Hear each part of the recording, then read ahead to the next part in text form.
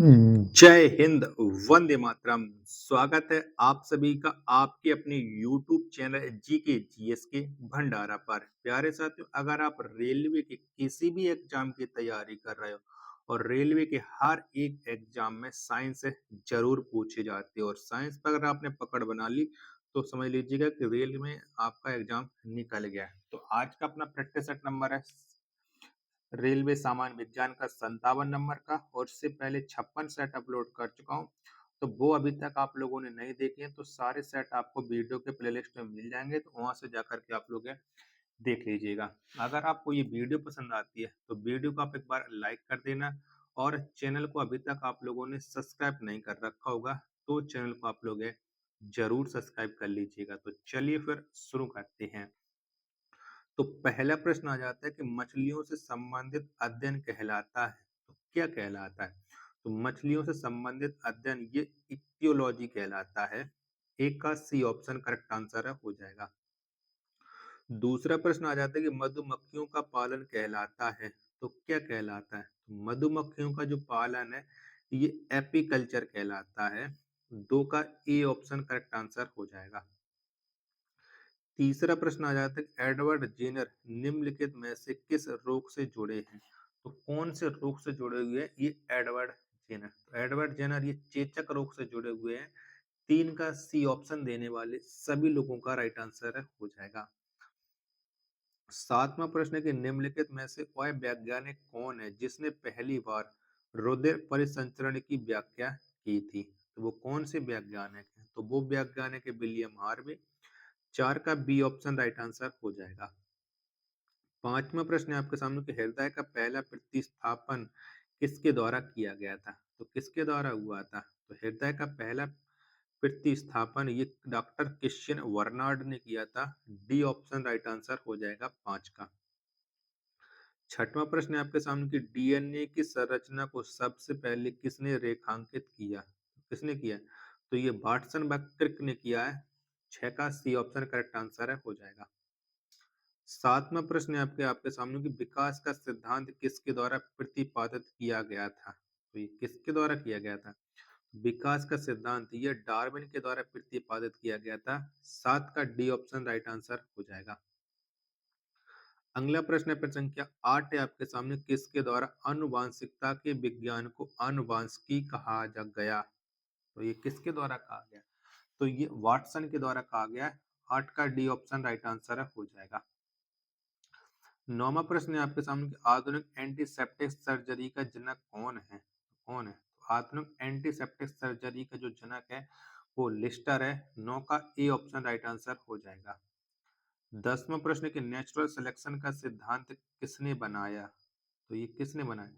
तो natural selection का जो सिद्धांत है वो डार्विन ने बनाया। 10 का सी ऑप्शन राइट आंसर हो जाएगा। 11वां प्रश्न आ जाता है कि हिस्टोलॉजी शब्द का सर्वप्रथम प्रयोग किसने किया था?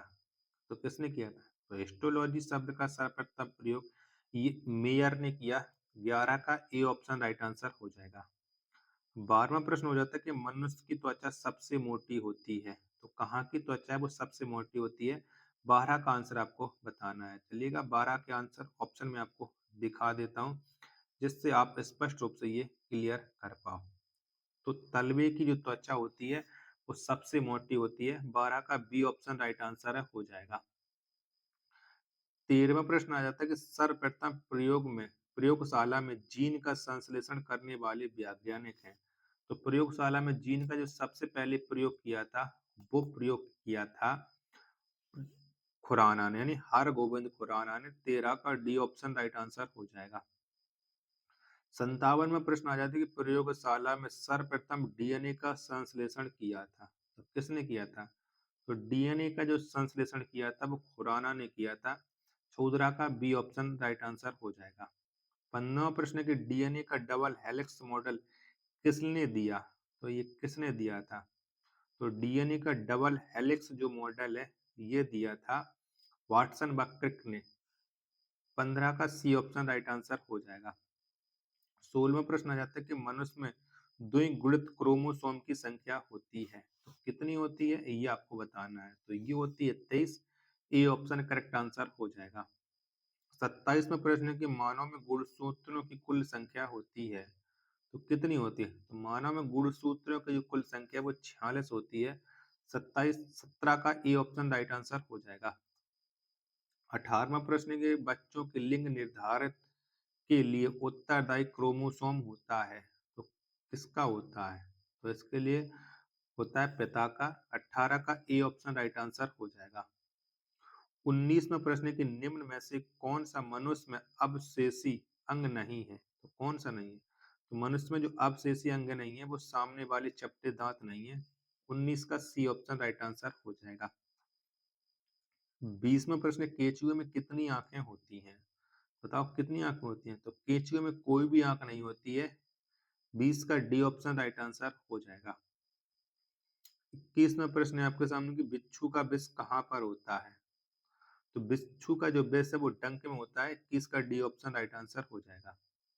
22वां प्रश्न है ऑक्टोपस है एक, तो बताओ ऑक्टोपस क्या है? तो यह एक मृदुकवची है।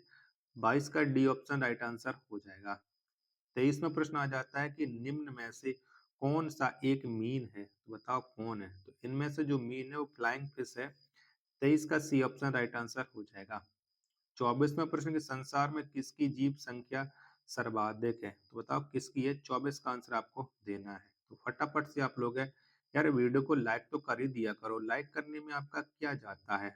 बताओ 24 का राइट आंसर क्या हो जाएगा? तो ये मछली की है। ए ऑप्शन करेक्ट आंसर हो जाएगा। 25वां प्रश्न कि जल से बाहर निकाले जाने पर मछलियां मर जाती हैं, तो बताओ क्यों मर जाती हैं? तो ये इसलिए मर जाती हैं क्योंकि वे सांस नहीं ले पाती हैं। सी ऑप्शन राइट आंसर हो जाएगा। 26वां प्रश्न है क्यों शीतकाल की तुलना में ग्रीष्म काल में अधिक मछलियां मरती हैं? तो क्यों मरती हैं? तो O2 के अपक्षय के कारण ये मर जाती हैं। 26 का सी ऑप्शन राइट आंसर। 27वां प्रश्न कि मेढक के हृदय में कितने कक्ष होते हैं? मेढक के हृदय में जो कक्षों की संख्या है वो है 3। 27 का बी ऑप्शन राइट आंसर। 28वां प्रश्न कि शीत रक्तीय प्राणी है तो कौन है? तो शीत रक्तीय जो प्राणी है वो है मछली, मेढक, छिपकली यानी उपरोक्त सभी राइट आंसर हो जाएगा। 28 का डी ऑप्शन। 29वां प्रश्न है आपके सामने कि निरसंस प्राणी कौन सा है? बताओ कौन सा है? तो निरसंस जो प्राणी है वो कछुआ है। 29 का डी ऑप्शन राइट आंसर हो जाएगा। 30वां प्रश्न है आपके सामने घोंसला बनाने वाला एकमात्र सांप है तो कौन सा है? तो घोंसला बनाने वाला जो एकमात्र सांप है वो किंग कोबरा है। 30 का बी ऑप्शन राइट आंसर हो जाएगा। 31वां प्रश्न है आपके सामने कि डायनासोर थे तो बताओ क्या थे? डायनासोर तो यह थे मोसोजोइक सरीसृप यानी 31 का डी ऑप्शन राइट आंसर है हो जाएगा। 32वां प्रश्न है आपके सामने कौन सा प्राणी सांपों से लड़ता है? तो कौन सा लड़ता है? तो सांपों से लड़ने वाला प्राणी है नेवला। 32 का बी ऑप्शन राइट आंसर है हो जाएगा। 33वां प्रश्न कि न्यूजीलैंड में पाया जाने वाला उड्डयनहीन पक्षी है तो कौन सा है? तो वो पक्षी है न्यूजीलैंड वाला कीवी। 33 का सी ऑप्शन राइट आंसर। 34वां प्रश्न है आपके सामने कि ऑर्क्योप्टिस है तो बताओ ऑर्क्योप्टिस क्या है? तो यह एक जुरासिक युग का सर्व पुरातन पक्षी है। 34 का ए ऑप्शन राइट आंसर हो जाएगा। 35वां प्रश्न है आपके सामने कि पेंगुइन चिड़िया कहाँ पाई जाती है? तो कहाँ पर मिलती है? तो जो पेंगुइन चिड़िया है ये अंटार्कटिका में पाई जाती है। 35 का सी ऑप्शन राइट आंसर हो जाएगा। आशा करता हूँ कि आपको ये वीडियो पसंद आ रही होगी तो प्लीज वीडियो को लाइक करें। चैनल को सब्सक्राइब नहीं कर रखा होगा तो चैनल को आप लोग जरूर सब्सक्राइब कर लीजिएगा। मिलते फिर अपने एक और नेक्स्ट वीडियो के साथ। तब तक के लिए धन्यवाद। जय हिंद। वंदे मातरम।